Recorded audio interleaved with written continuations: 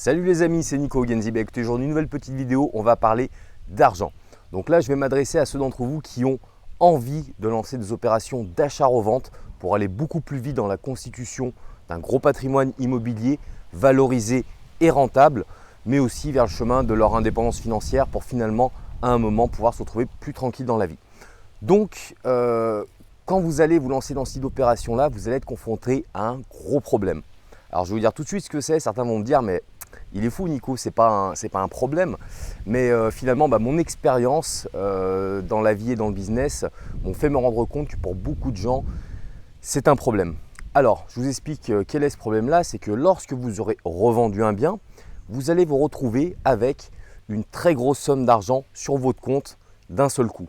Voilà, le notaire va passer la vente, il va vous faire soit un virement, soit un chèque et vous allez déposer cette grosse somme d'argent qui va représenter peut-être plusieurs années de salaire directement posé sur un compte. Et là, mes amis, malheureusement, beaucoup de personnes ont un petit peu l'argent qui va leur brûler les doigts et vont vraiment dépenser très rapidement, très fort dans du plaisir. Alors attention, je ne suis pas un moralisateur qui va dire « oulala, c'est pas bien l'argent, faites attention, faut être sérieux avec ça ». Non, l'argent, ça sert à ça. C'est simplement un moyen, c'est une utilisation pour se faire plaisir. Bien sûr qu'il faut qu'on se fasse plaisir, ça sert à ça. Sinon, ça n'a aucune utilité d'avoir de l'argent. Maintenant, dans un processus sur du moyen long terme, je vais vous donner moi ma vision, comment j'ai toujours fonctionné à mon niveau, pour vous donner une piste, une idée de réflexion, une façon de faire, si ça peut vous correspondre ou non. Et je vous dirai à la fin de la vidéo pourquoi malheureusement les personnes qui ont tendance à claquer trop vite, trop fort, finalement peuvent se retrouver dans des situations pas terribles. Alors moi ma méthode elle était assez simple finalement. Je m'autorisais finalement sur un achat-revente, sur la marge que j'allais faire, un pourcentage de cette marge-là pour mes achats, mes plaisirs perso. Donc moi, voilà, c'est les voyages, c'est les bons restos, c'est la fête, voilà, ça c'est mon côté personnel. Et je m'autorisais un maximum de 10% de la valeur de ma marge. Et bien souvent, je n'utilisais pas ce montant global, pour être très franc et très clair, surtout les premières années, parce que moi l'idée c'était vraiment de réinvestir dans les futurs dossiers pour aller toujours plus gros. Mais ma politique c'était ça, 10% maximum, je pouvais me faire plaisir. Après il y avait 10% que je mettais dans moi ce que j'appelle mon matelas de sécurité.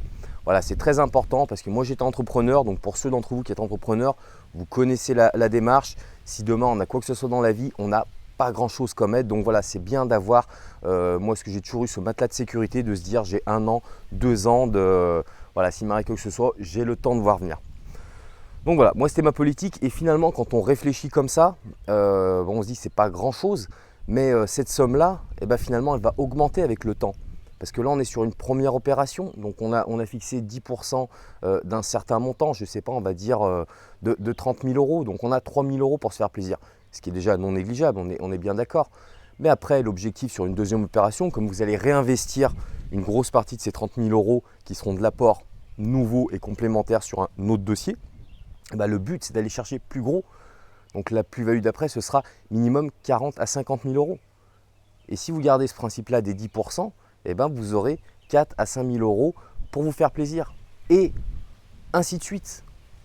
J'espère que vous comprenez un petit peu mon schéma de pensée sur la relation à l'argent et le fait de, bien sûr qu'il faut dépenser, se faire plaisir, mais c'est important de rester cohérent et de ne pas aller trop fort.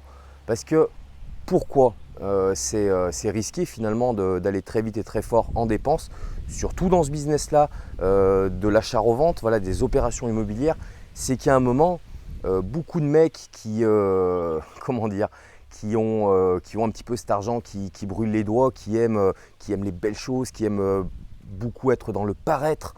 Voilà, pour plein de gens dans ce milieu-là, c'est le paraître qui est, j'ai la mèche rebelle, excusez-moi, c'est le paraître qui est bien plus important que l'être finalement. Et malheureusement, ces gens-là, dans cette façon de penser, ce besoin de dépenser très rapidement, très fort, ils s'obligent finalement à aller faire des opérations parce qu'il faut rentrer toujours plus de cash pour assumer finalement ce besoin qui ne sera que grandissant au fur et à mesure du temps.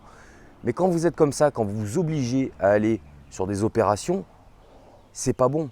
Voilà, il faut qu'une opération, il faut qu'on y aille avec de la tranquillité d'esprit, de la sérénité et des certitudes sur le fait de ce qu'elle va cracher en marge, en cash à récupérer. Alors si vous y allez en étant trop optimiste, en vous disant non, non, mais ça se vendra, les travaux, je vais être super bon en négociation, et puis voilà, là, il faut que je rentre parce que putain, j'ai mon gros leasing de caisse, je veux me faire plaisir sur un super truc. Et là, malheureusement, dans ce business-là, c'est là que ça peut faire très mal. Parce que voilà, sur une opération, on peut perdre énormément. Moi, j'en ai vu qui ont tout perdu. Alors voilà, vous me direz, et ça c'est une réalité, j'en connais qui ont tout perdu et qui sont relevés, qui sont repartis. Parce qu'ils savaient faire, donc on peut refaire après. Mais pour ma part, je trouve ça un petit peu dommage. Voilà, moi je suis quelqu'un d'assez cartésien, assez prudent, d'autant plus maintenant que je suis père de famille, donc il y a un petit peu ce changement de vie qui fait que je suis encore peut-être plus raisonnable qu'avant. Mais moi je trouve ça un petit peu dommage de me dire demain tout risquer parce que voilà. Non, c'est une petite. Donc voilà, cette vidéo c'est vraiment encore une fois un avis personnel, c'est ma manière d'envisager les choses. Donc voilà, moi j'espère qu'elle peut vous permettre de réfléchir à ça. Donc vous le savez, achat-revente, vous allez avoir beaucoup d'argent sur un compte. Maintenant, c'est à vous de réfléchir comment utiliser ça. Voilà, il faut se faire plaisir, mais minimiser les plaisirs au début pour les maximiser au fur et à mesure du temps et être très tranquille financièrement. Voilà mes amis, écoutez, j'espère que cette nouvelle petite vidéo vous a plu. Donc comme d'hab, vous n'hésitez pas, vous likez la page Facebook, vous vous abonnez à la chaîne YouTube, vous partagez, vous commentez. Voilà, il faut continuer à grossir la communauté, donc je compte sur vous. Et moi, je vous dis à très bientôt sur la prochaine vidéo. Salut, salut, ciao.